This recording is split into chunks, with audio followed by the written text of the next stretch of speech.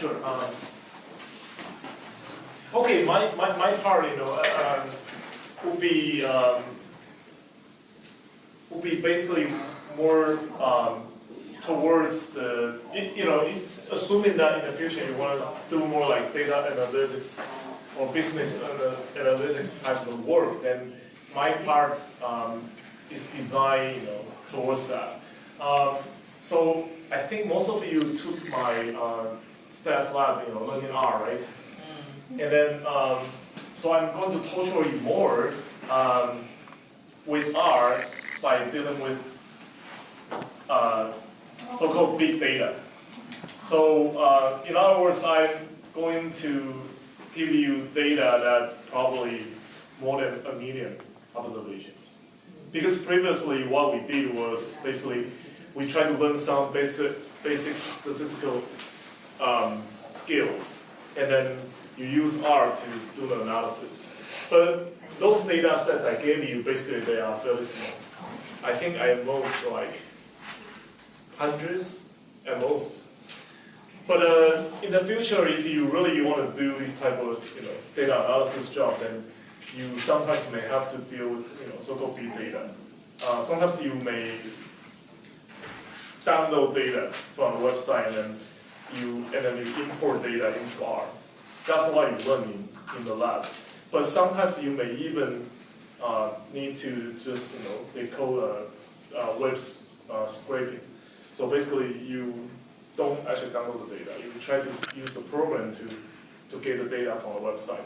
But anyway, for this part now, my plan is to teach you how to use R to deal with big data by downloading the data first.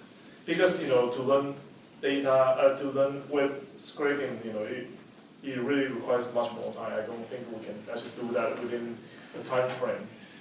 Okay, so basically we are going to learn how to use R to deal with big data. So basically we are trying to do something more advanced, other than what we just learned from the previous labs. Okay, the second part I'm going to teach you is Python. Python is a very useful programming language that a lot of data scientists they use nowadays. Yeah, a lot of people like in machine learning and also data science, they actually use Python. Of course, there are other group of people, they, with kind of computer science background, they use Python. But for them, Python is more like, software development. So that's a different story. But we are not doing that. We are doing data analysis. Okay, Python. I plan to spend, what is that? Well, I think it's gone. But anyway, for that, you by next week, because I think our lab, I will be teaching the first 2 labs, which is next week and the week after. So basically next week, I think I will start from Python. And then before our class begins, I want you to download this.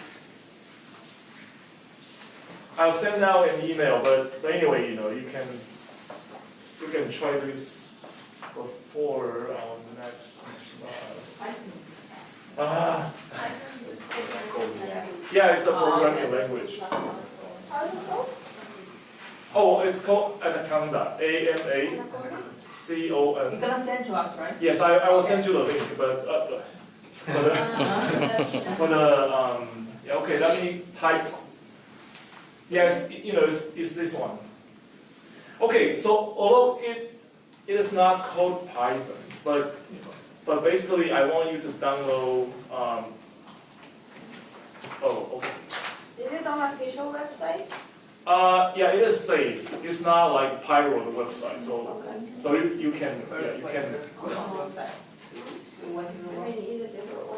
Okay, because if you type Python, then you'll of course find a Python website and download the Python. But the issue is that if you want to use the Python from the Python official website, you have to change many variables inside your system.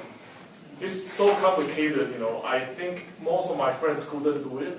And actually in industry, my friends working for those big companies, even Google, they use Anaconda instead of using the official Python because just way too complicated. I don't think, you know, we want to spend time on that because it's a waste of time. So this week, basically before our lab begins, please download Anaconda.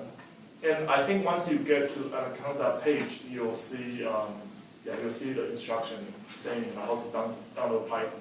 And even there are some tutorials online or videos teaching you how to download Anaconda. So please download Anaconda, and then next week I'll teach you how to use Anaconda. And once you download Anaconda, you will see there. I think somewhere you'll see there are a few options. There are different programs, even including R. So if you want, you can also activate R in Anaconda. And there are one called Jupyter Notebook, JUPYTER, or notebooks, I can't remember exactly. But you want to activate that too. And also there's one called Spyder, SPYDER. You also want to activate that. So you activate these three. For R, I also want to show you how to use R on the Jupyter Notebook platform. But anyway, next week I'll be explaining what are lists. But basically, remember you want to download Jupyter Notebook and also Spyder, SPYDER, I think. I think that's what it is. Yeah, spell everything? I'm sorry.